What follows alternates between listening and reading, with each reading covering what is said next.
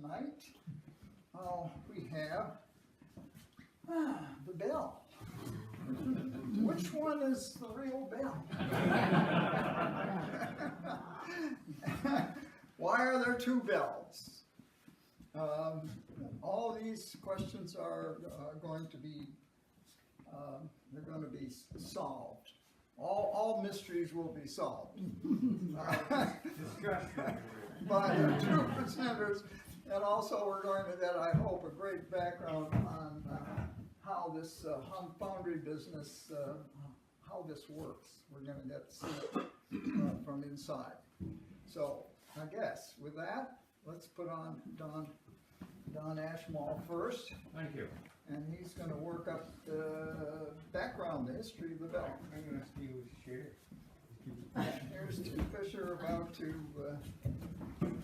All right. Good evening. First of all, I want you to know that the chocolate bell here is up for auction for you to take home and carve up for Christmas, because I can guarantee you it will be delicious. The circus is coming, the circus is coming, the circus is coming. The Sleighmaker and Nichols Olympic Circus was coming to Charlottetown on Prince Edward Island, Canada in the year 1864.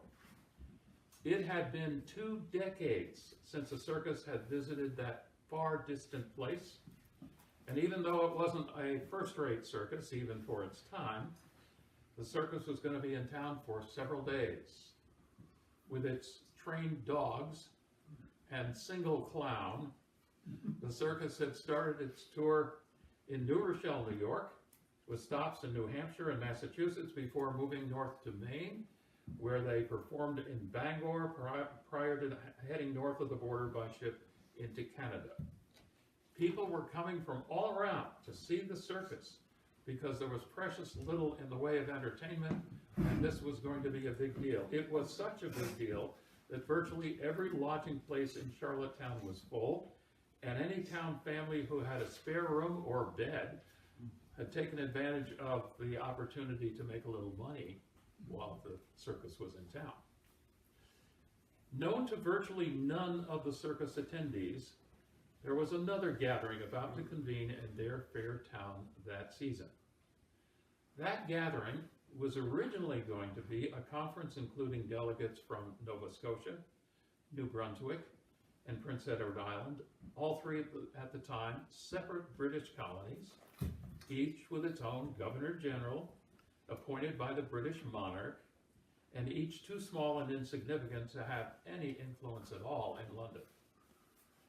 The idea was that if these 3 maritime colonies could start working toward a cooperative agreement of one sort or another, the fishing and shipbuilding enterprises of all 3 could be strengthened, and of course that would benefit everybody.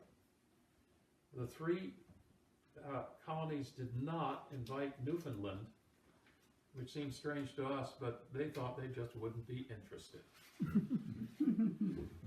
The colonies formerly known as Lower and Upper Canada, recently retitled Eastern and Western Canada, today's Quebec and Ontario, had heard about this upcoming conference, and their leading politicians decided they wanted in on it.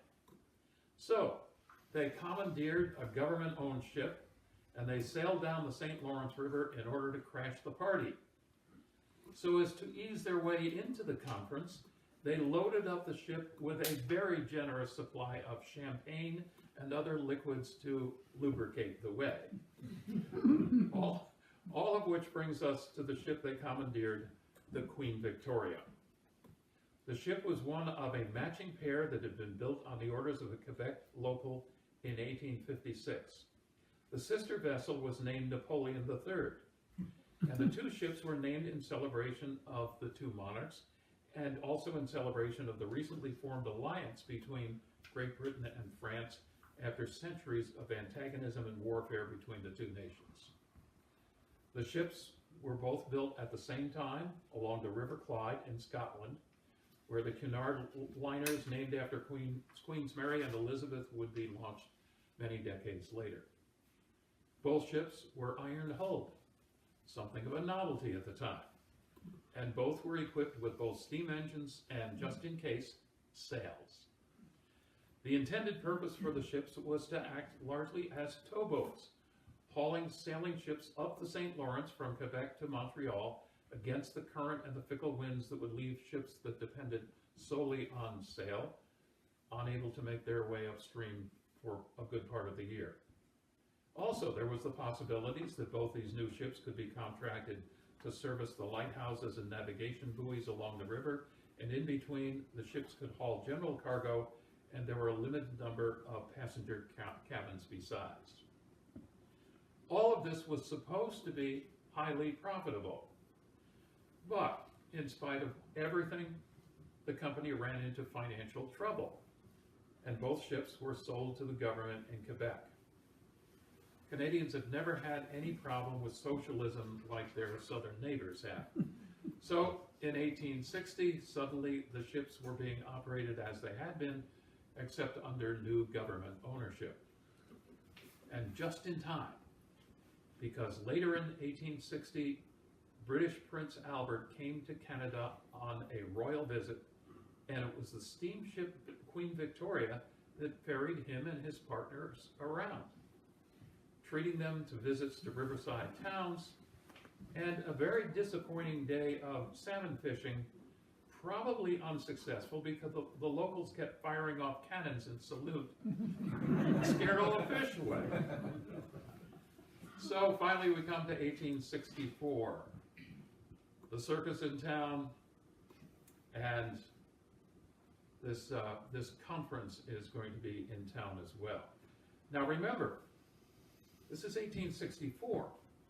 South of the border, there was a civil war going on. And there had been an incursion of Confederate forces from Canada into Vermont.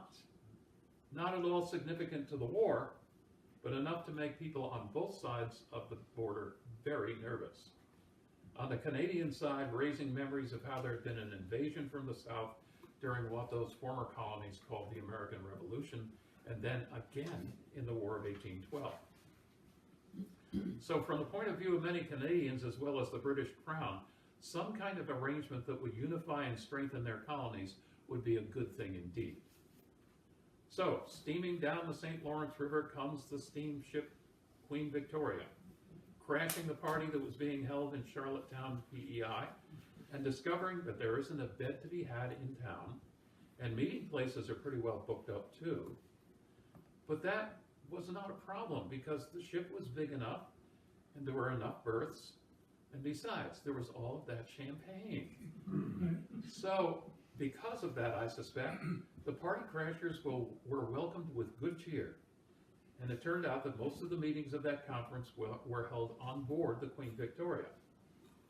By the time the conference was over, Canadian unity seemed to be assured as long as the British Crown was going to approve. Well, not quite. Despite the fact that the definitive meeting had been held on their shores, Prince Edward Island held out until 1873 before signing on to what would be known as the Canadian Confederation. If that reminds you of the reluctance of some former colonies south of the U.S.-Canadian border signing on to their new form of government, well, it just proves that stubbornness is not restricted to political boundaries. Jump forward 2 years after this big conference is held, and the government in Quebec had seen an opportunity to make some money off the Queen Victoria by renting out the ship. The renter was going to load up the ship with Canadian produce and sail south to Cuba. There she would pick up cigars, tobacco, fruit, and rum, and return to Canada. All of which leads me to ask, what were they thinking? Here is a 10-year-old ship that's going to spend a good part of its life hauling other vessels upstream on the St. Lawrence River, straining its hull and its engines and fittings, and doing so on a river that sees ice and all the seasonal changes that go along with that. And the ship was designed for that environment, but not for the mid-Atlantic during hurricane season. And so on the return voyage from Cuba, along came a hurricane, and it was a nasty one. They were off Cape Hatteras, along the coast of the Carolinas, an area known as the graveyard of the Atlantic. As the ship struggled against the waves, one of the sailing masts broke off.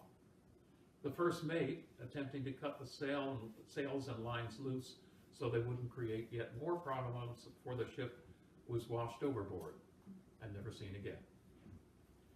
Like all the iron-hulled vessels of the age, the plates on that ship were riveted together, and at least some of the rivets evidently failed.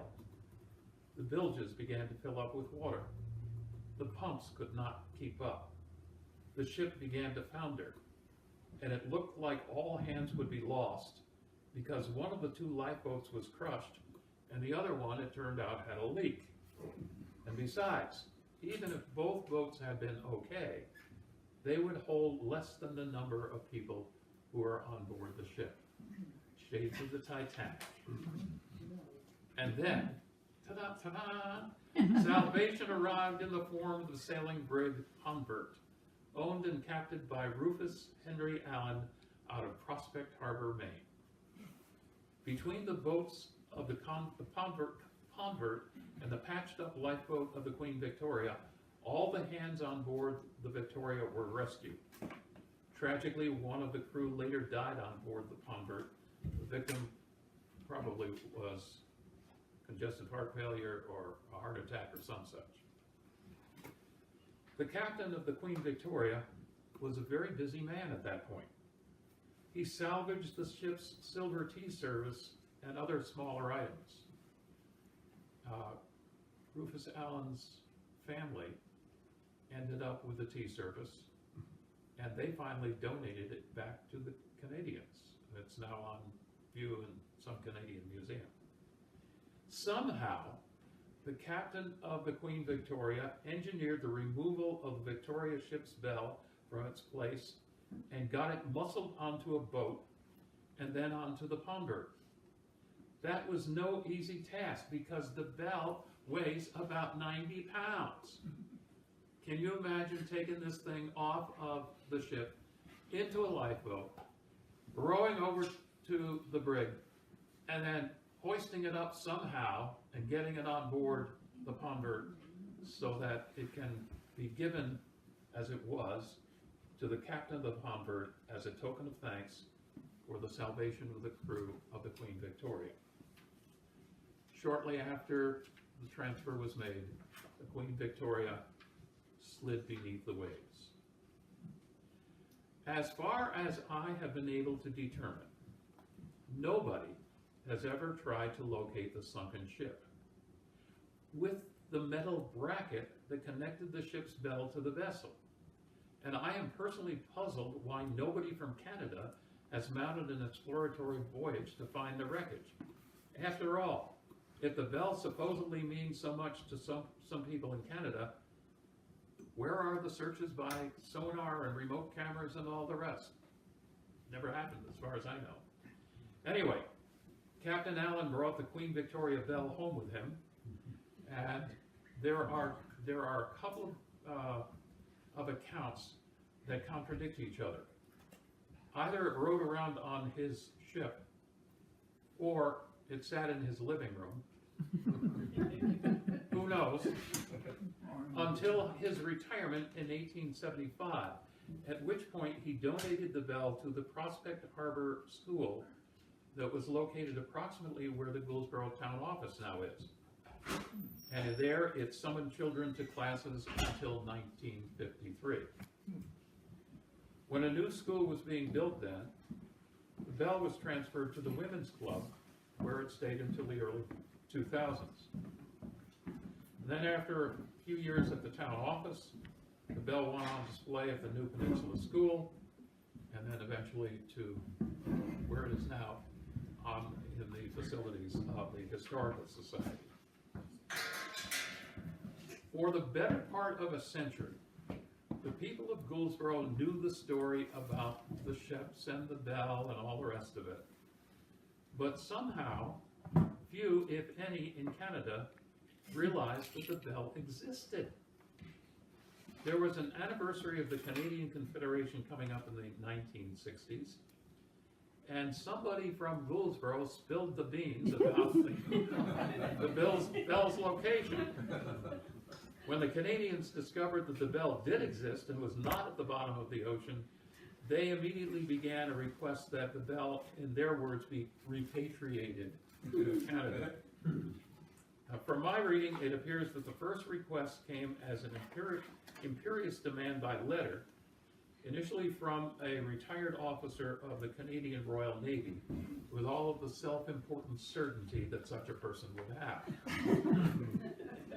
The ladies of the Women's Club did not respond kindly to his demands, and in the polite terms of the 1960s, they told him and the horse he rode in on to be gone.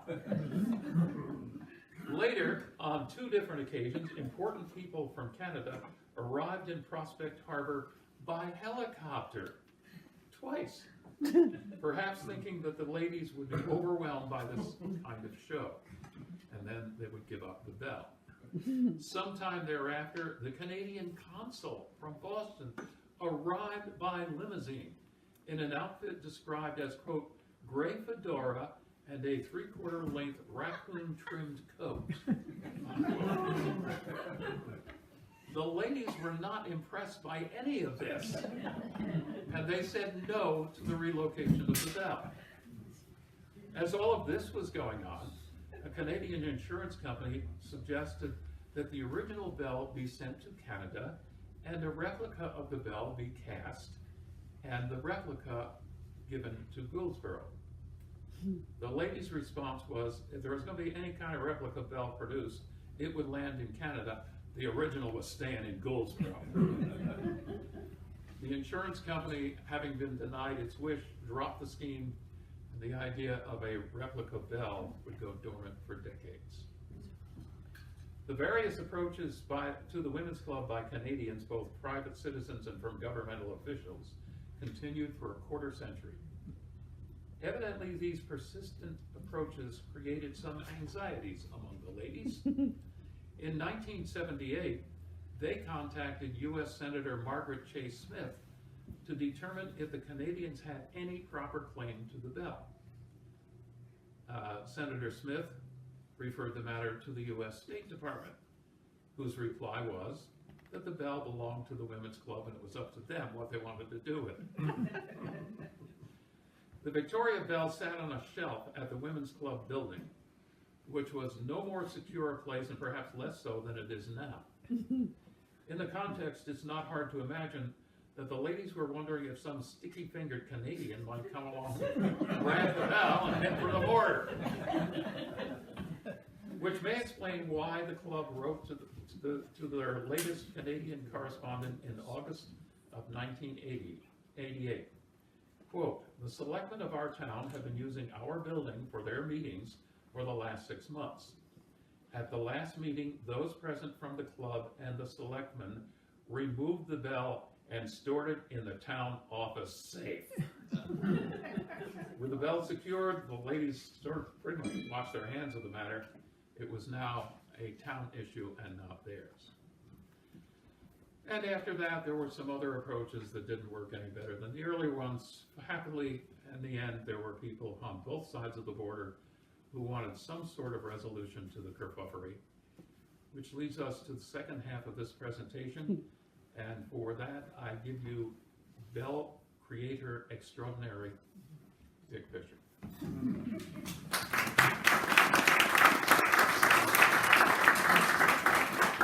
Sorry. Saving a lot of legwork. So,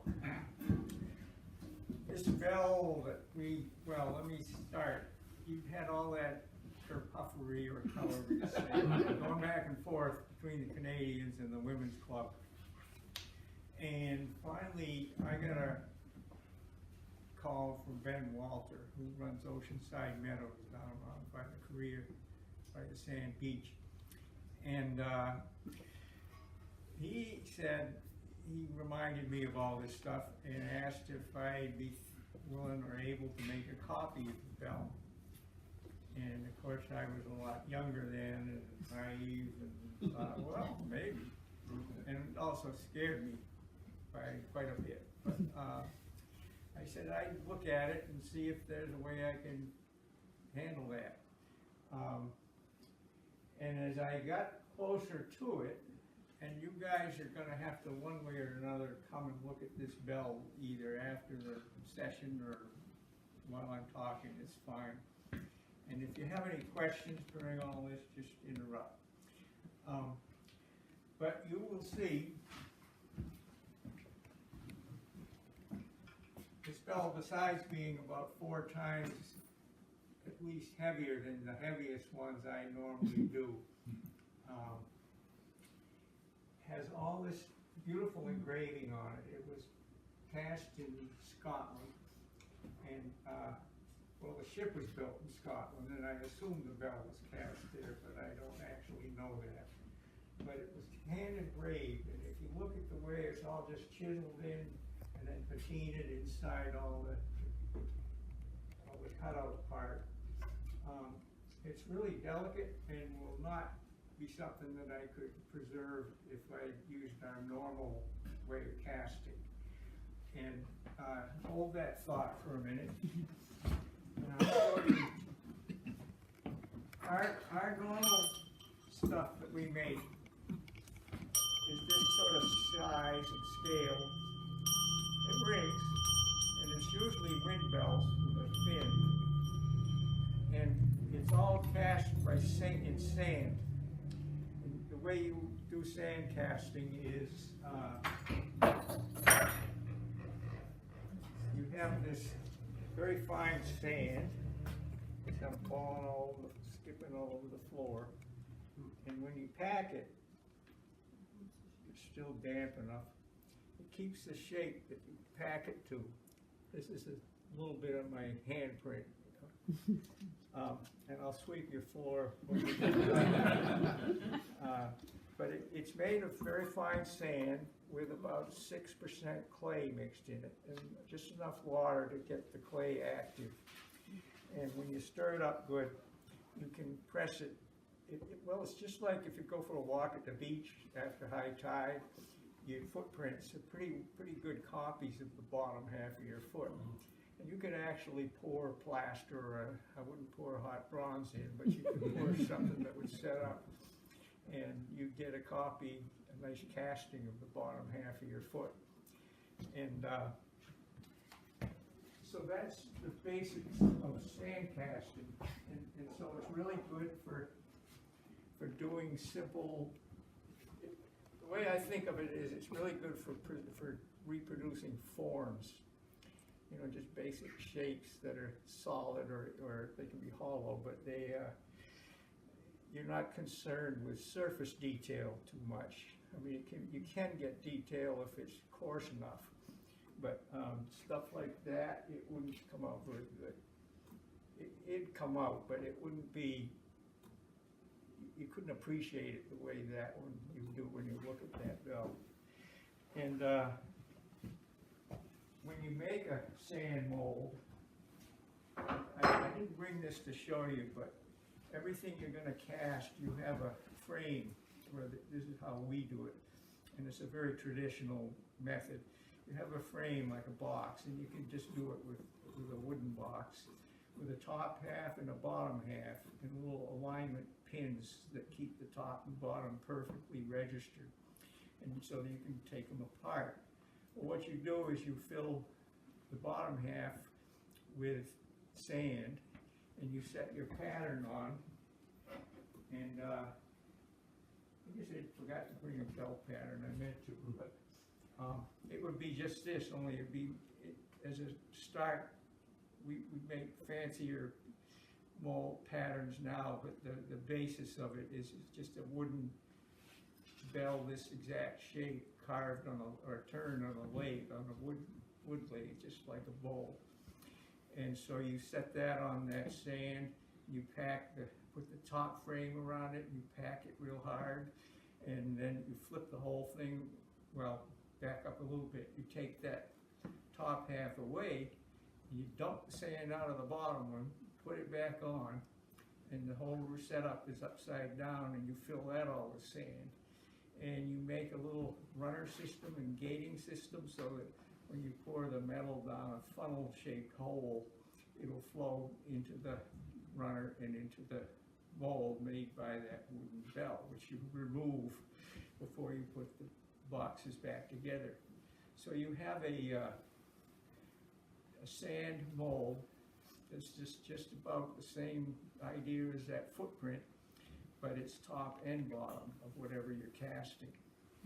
And if you ever want to see better how this works, you're welcome to stop by at our shop, normal business days, and in the summer, usually at 11:30. It's up to that fellow in the back row. 12 o'clock tomorrow.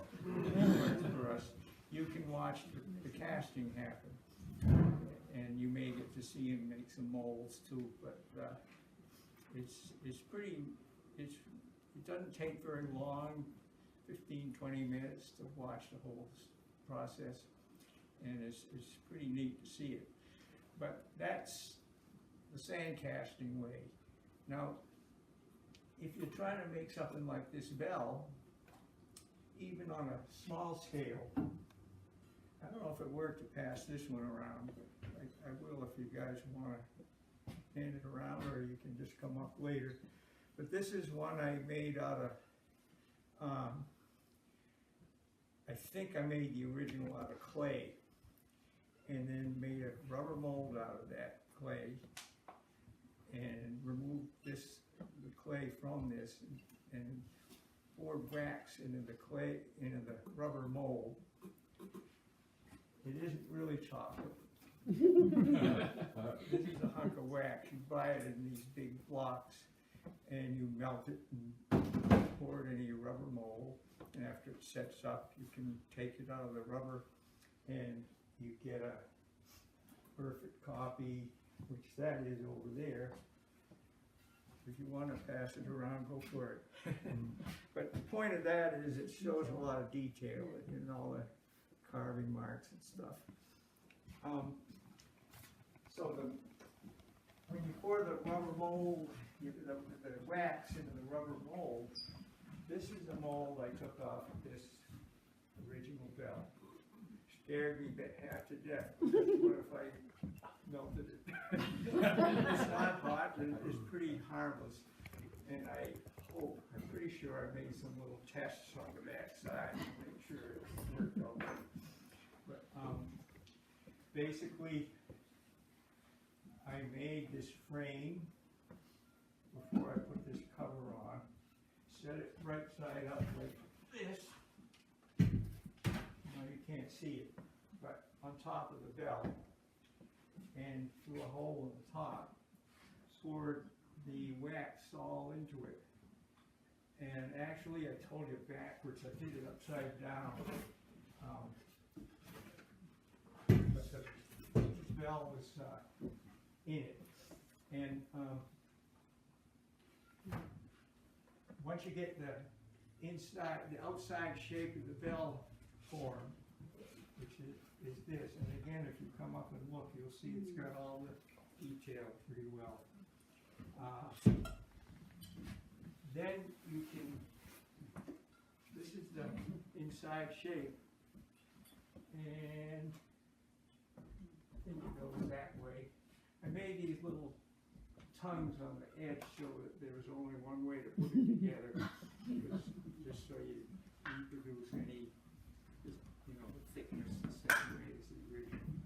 And filled that whole thing with wax, and that's what this is. Again, it's not chocolate, but it's got all the detail. It's even got the hammer marks on the side of the bell that the kids made, or I don't know who made them, but they're all over the two sides. They must have been ringing it with a hammer or something. And so you get that wax, and then the next process is called ceramic shell casting. in the old days, back in, Renaissance times, they reproduce really nice clay or wood or any kind of sculptures by making plaster copies. And then the plaster pieces would come apart. They'd do them piece at a time around the whole thing. And take it off the original piece, the original model or sculpture, put it back together and cook it till that plaster got really cooked and solid. And then they would fill that with bronze. And if they were a lot better at it than I was, I never tried it with plaster, but it would scare me. But they would get a casting, and they bust away the plaster after it cooled off, and get the sculptures you see in museums or parks or anywhere. And but the modern way that's used more frequently is called ceramic shell casting. And there you use a slurry material. I didn't bring the mixture for it because it's pretty messy. If I got that much sand on the floor, just showing you that, the whole place looks like this. But this sort of shows you the process. You've got your wax, and you dip it in this slurry material, which is a refractory material, but it's just it's a mixture that makes this liquid stuff, and that sets up and dries. And then, so you go through several layers. You start the first one with just the pure mixture, and then 2 or 3 after that, you, while it's still wet, you dip it in this stucco stuff, which is, try not to spill them on the floor, but it's a very fine refractory bits. It's like little chunks of refractory clay, and they've been cooked enough so they're not going to explode, or they'll handle the hot metal. And you put that on top of you dip it in that stuff and let it dry, and then you put more of this slurry on it, and then you dip it some more, and you do that over and over and over until it gets a good thick coating, that about that thick, or a big heavy thing, you'd want to be even thicker. And you end up, this is just a sprue cup, or a starter one that would go on top of a finished mold. But it gives you a sense of what it feels like and how strong it is. It needs to have the bottom cut off and then mounted in the thing in the hole, sort of in place of that. And you get this mold all finished, all stuccoed and built up and strong, and then you put it in a furnace. First you bring it up to maybe 400 or 500 degrees in the wax. There's a hole in the bottom of the furnace. And the mold, you've got it upside down, so that as the wax that's inside the mold melts, it's going to all flow out of the mold. And I don't know if I made that clear enough, but what we originally started to do was, to mold this copy in this stuff with the idea of getting rid of the wax and ending up with just a ceramic shell mold. That when it's all cured properly, we'd be able to pour bronze into it. And so you heat that up, melt the wax out, and make sure it's all out. And then after it's cooled off, you fill it up with water, which is scary, because it seems like it's gonna ruin the thing. But you rinse out any stuff that's left inside, any pieces of wax or sand or anything. And once you're sure you've got it clean, you put it back in a different kind of furnace. That in our case, it was just a trash can lined with this refractory fiber material, and a propane blower system going in the side that would make a pretty hot flame.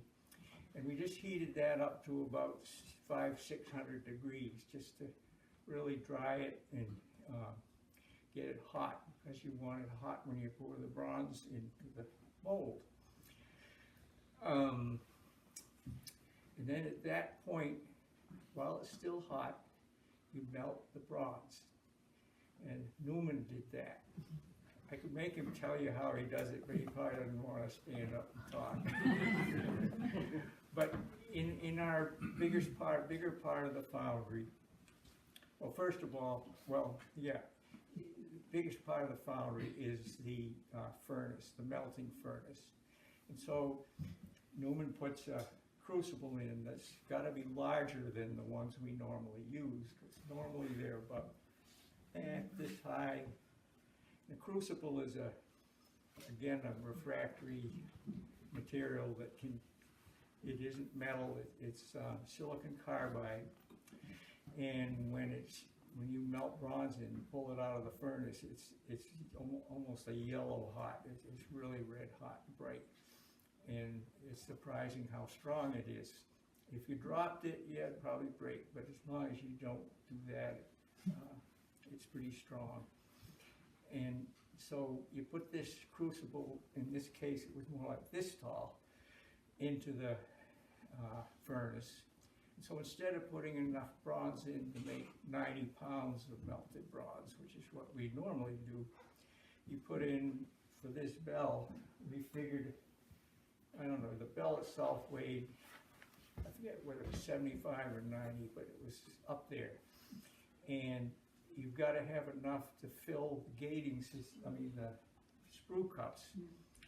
And you don't have a gating system really with this kind of process, because you're just pouring directly into the mold with through the sprue cup hole. And so he's heating that metal.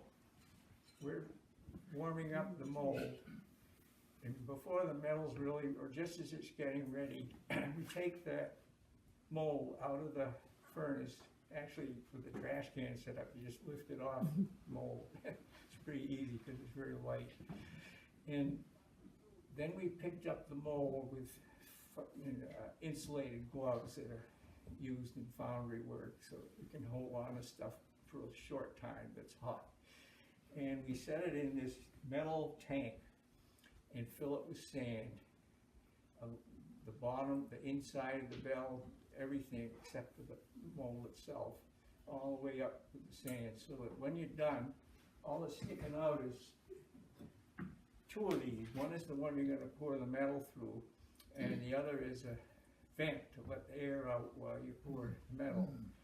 It's not the only vent. One of the features of ceramic shell is it's a little bit permeable. You can't see the holes, but under a little pressure, the air will flow through that stuff. And so you don't need all the venting that you would in an old-fashioned plaster mold. And so it's all ready to go. The mold's out in the middle of the shop where it's safe. There's sand on the floor in case it spills out and catches. You don't want the spilled molten bronze to hit concrete because it will explode. So Newman and me, nowadays it's Newman and Maggie that do this, but who's not here tonight, but she works in the foundry and the finishing shop. You lift with a two-handled tongs. That's why I keep doing this with my hands. There's a person on each end, and it opens up like a pair of pliers, and then when you both lift it, it picks up it goes like this and picks the crucible up. And so they pick that up out of the furnace, all 130 or so pounds, plus the weight of the crucible, plus the weight of the shank, and set it down on a block inside a ring, which is fastened to two handles that allow, so you get rid of the thing you lifted it out of the furnace with, and the pouring shank that you set it in has a clamp on the top, which you let down so that it hooks onto the top of the crucible and holds it steady inside this metal ring. And Newman skims out the slag that floats up on the surface so the metal's nice and clean. And the mold's all ready to go. I'm sitting there, my fingers crossed. Actually, I'm on the other end of the handle, both. We pick up the crucible, walk over to the mold, and pour. It's tricky. You don't want to go too fast. You don't want to go too slow. But you just want to keep a steady stream of metal going down that hole. Definitely steady enough so that the metal doesn't, so that you don't interrupt the pour, which would cause a line where the old metal touched the new metal and didn't actually fuse. And so you've got to be careful not to interrupt that pour.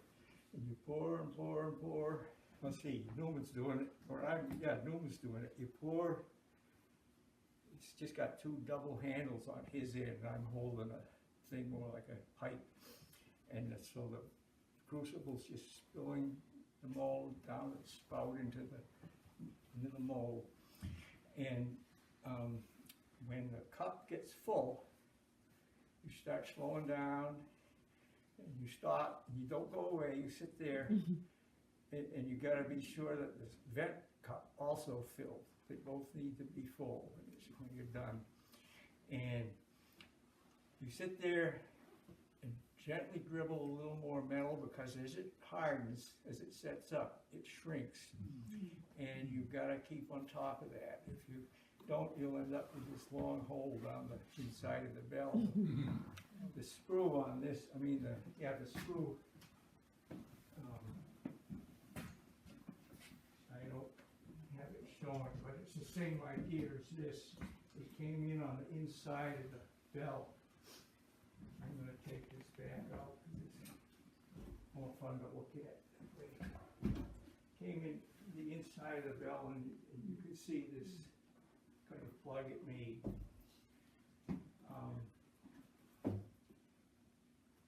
And so you got it full, it stopped shrinking, you filled the shrink holes up while it was still molten, and then you put the crucible back. Usually there's quite a bit of metal left, because if you cut it too close, it would be too cold by the time you got to the last bit of metal. It wouldn't stick to it wouldn't fuse well enough.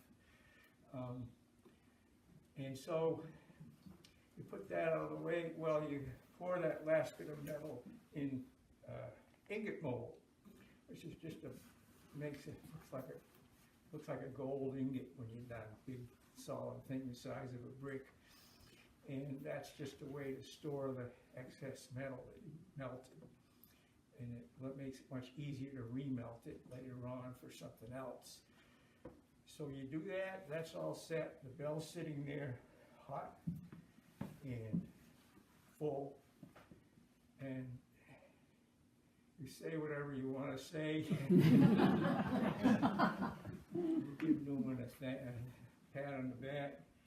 And you go home for the night, you get up to the next day, come out, and it's still a little warm, you wait some more. When you know that it's cold, room temperature, you take that thing out of the block, out of the container that you set it in, set it on the floor in a relatively clean place, and start chipping away at it with a hammer and a chisel, being very careful not to go through it all the way and dent the casting. And Tim actually helped on this. There's a picture of him helping in that book. And just, by the way, Cindy, my wife, took all the pictures that you see in that book of the casting process. And so you clean it off as best as you can, and we picked it up and rang it, and it rang. It looked pretty good. There's a few little dimples and things that you gotta fix later, but basically it was all there, and the reproduction was fine. There's a process that takes quite a lot of elbow grease to really clean all this shell stuff away from the cracks and the holes and things. But when you got it all done, it's up in Canada now, but we got this. And then there was a process of, I don't know if they're in my notes well enough to tell you. That happened, we poured that bell March 28th, 2005. I'd probably been at least 1 year thinking about it, maybe even 2. I forget how long it really took me. 2, she says.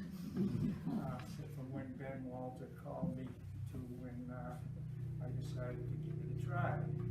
And that's, part of it was, this is another one that's a little heavy to pass around, but you can look at it later.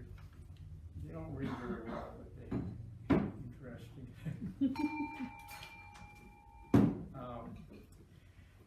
But when I finally felt confident, we set up the real system where you have this big tub, yay big, and you mix up the slurry stuff, and it's big enough to actually dip this thing into and roll it around and get it all covered.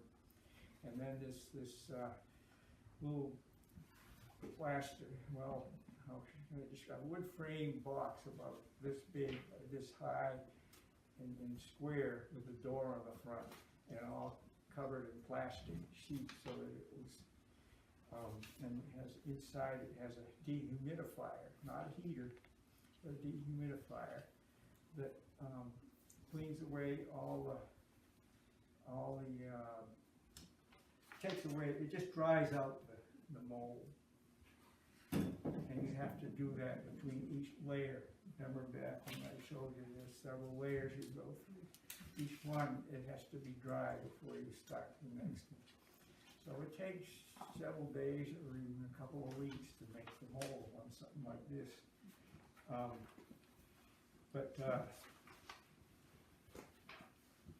So that was March 28th, 05.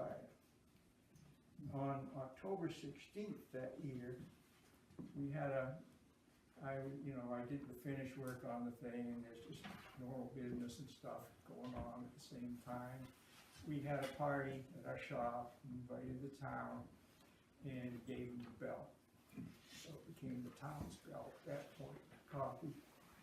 And on August 26th of 06, we took that bell, or actually it was given to, I'm pretty sure it was Clifford Lee, then the mayor of Charlottetown, who came down and picked it up. And they took it home and had a blacksmith make this nice metal frame for it up in the waterfront park beside the museum in Charlottetown. And there's pictures of that in here too, which you can see. And so a bunch of us, I have to read our names because I forget them. Yeah, Steve and Eve Wilkinson,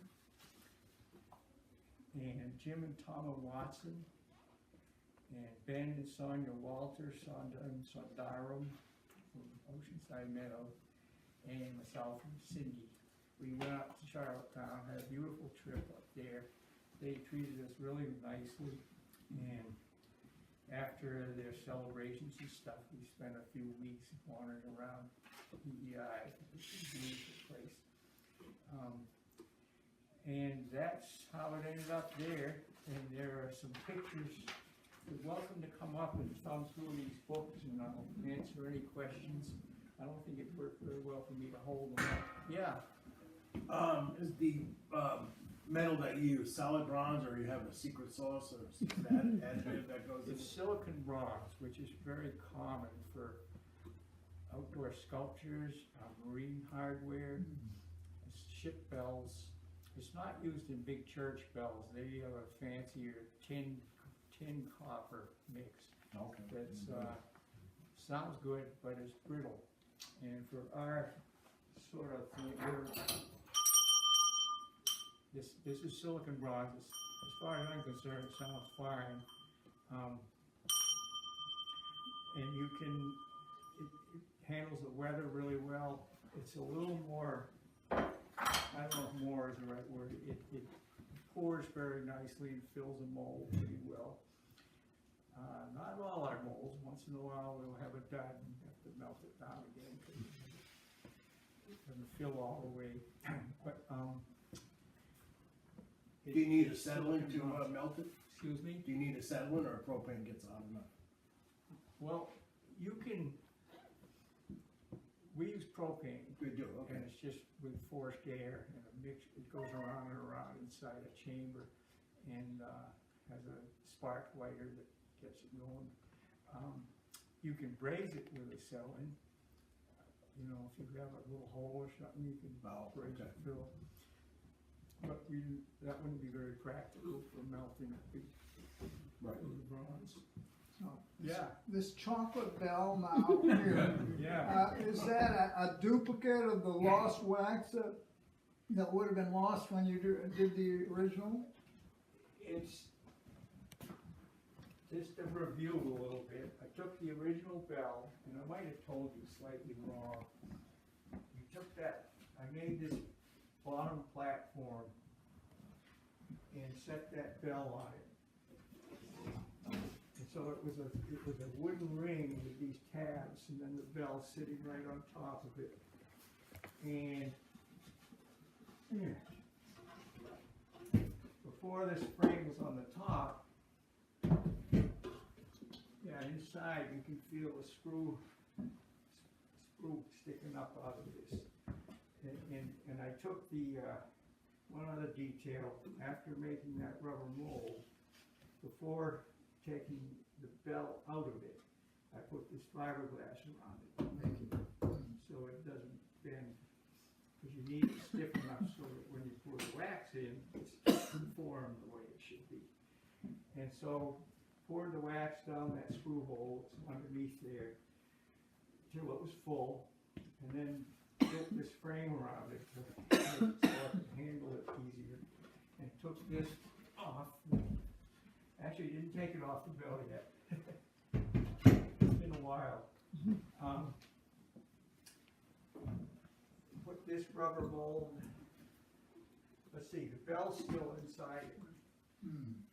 Forgive me, I haven't reviewed this as well as I should have, I guess. The bell's still inside it. It's upside down now. And we filled that with rubber also.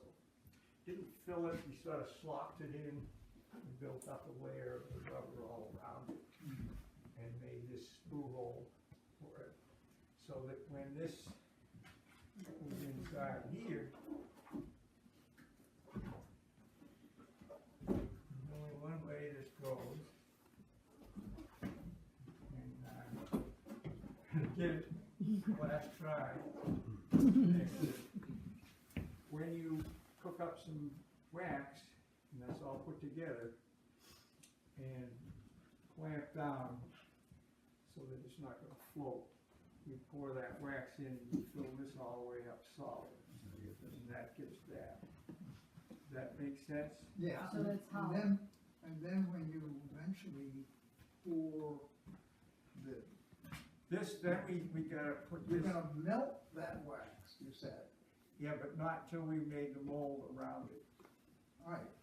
So remember, we didn't do the investment process all around the wax.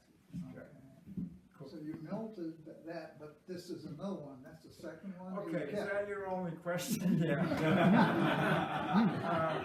Yeah, I made this,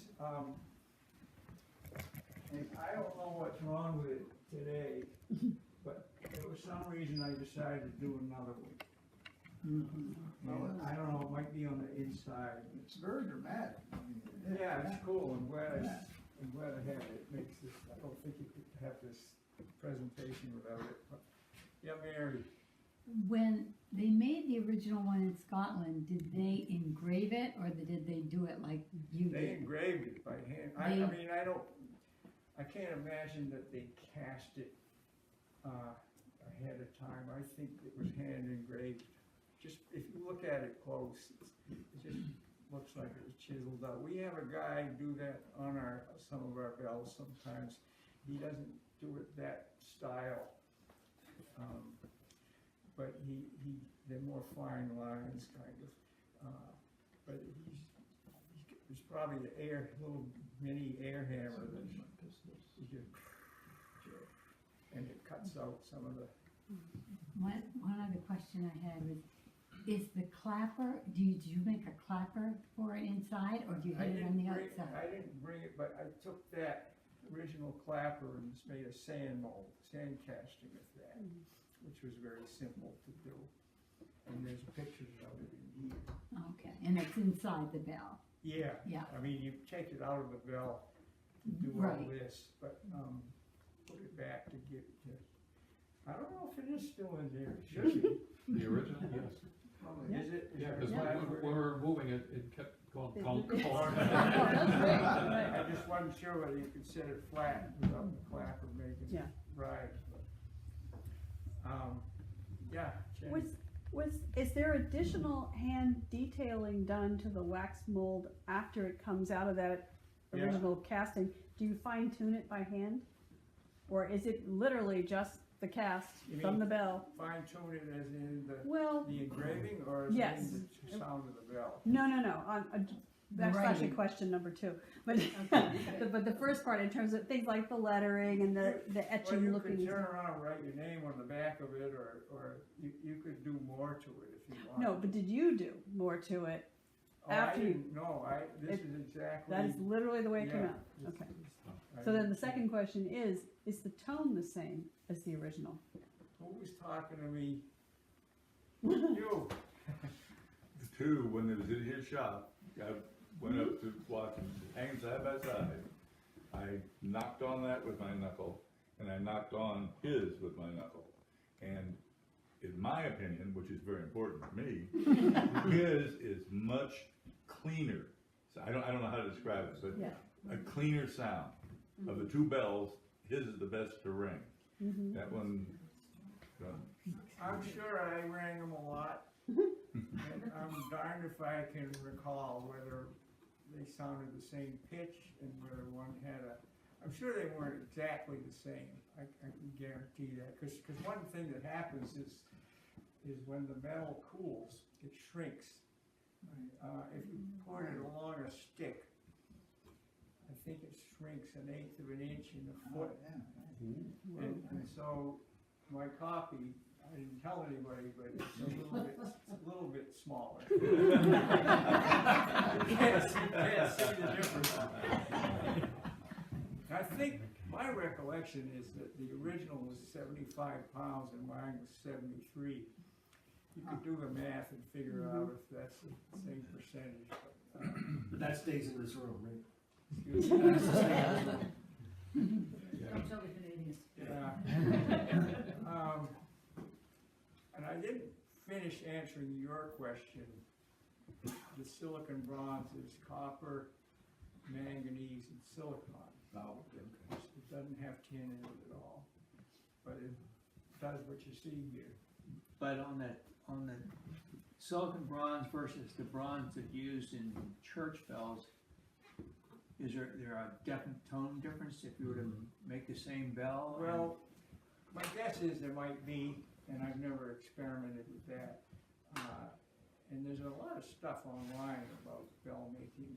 It's interesting to look at, but it's not what we get into. Most of this is done sort of partly seat of the pants and partly intuitive, what kind of tone I want on the next bell compared to this one. Do I want it lower in pitch, which would mean make it a little bigger, so it vibrates more slowly.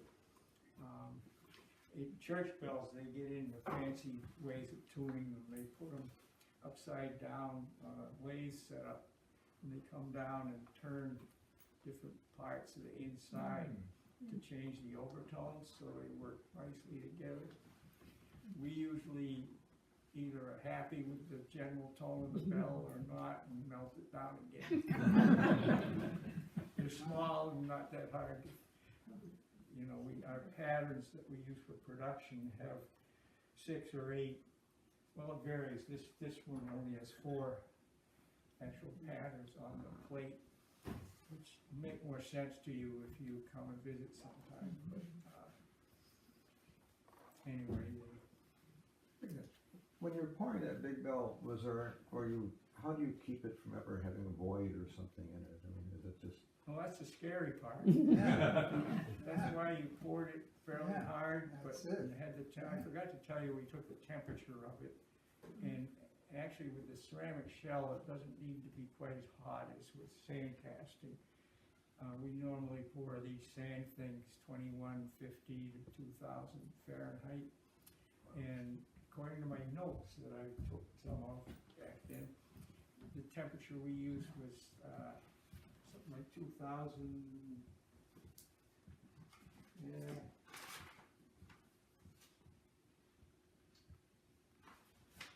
Well, I'm not gonna make you sit and wait, but I think it was like 2040, something like that.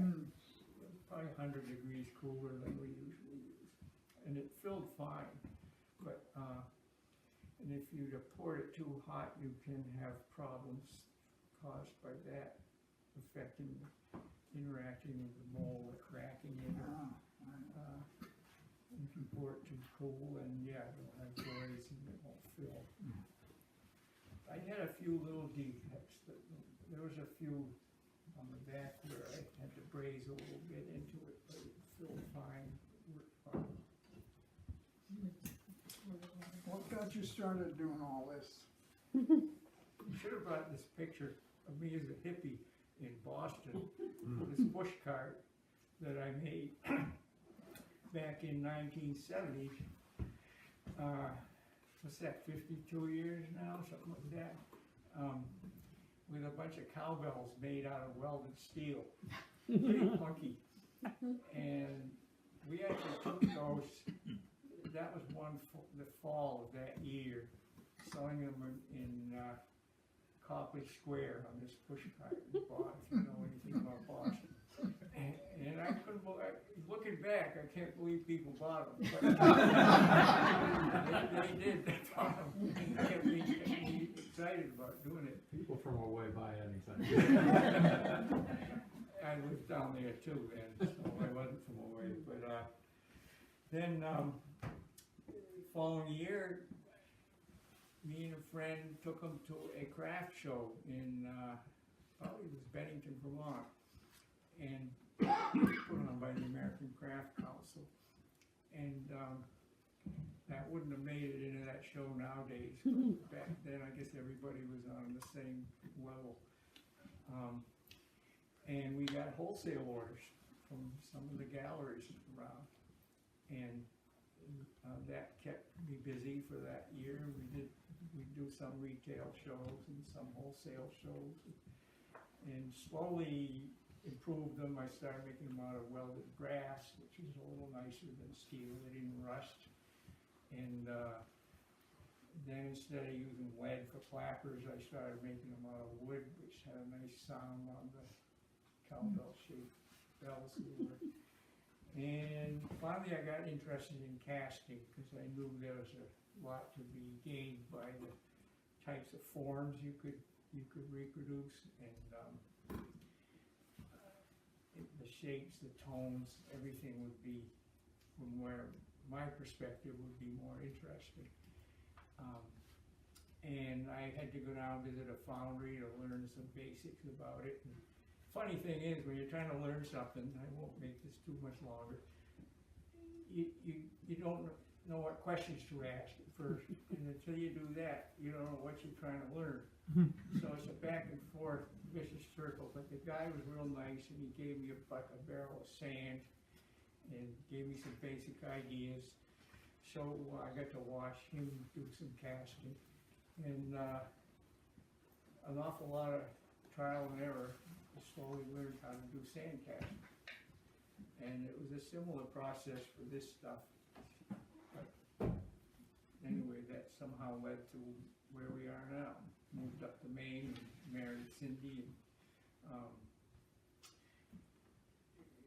never looked back. Could you mention about your trip to study under a Grand Master bell maker in Japan a little bit? Thank you, yeah. In 1982, I had read about this Japanese living national treasure. That's a recognition they give to people who get really special and good at different arts.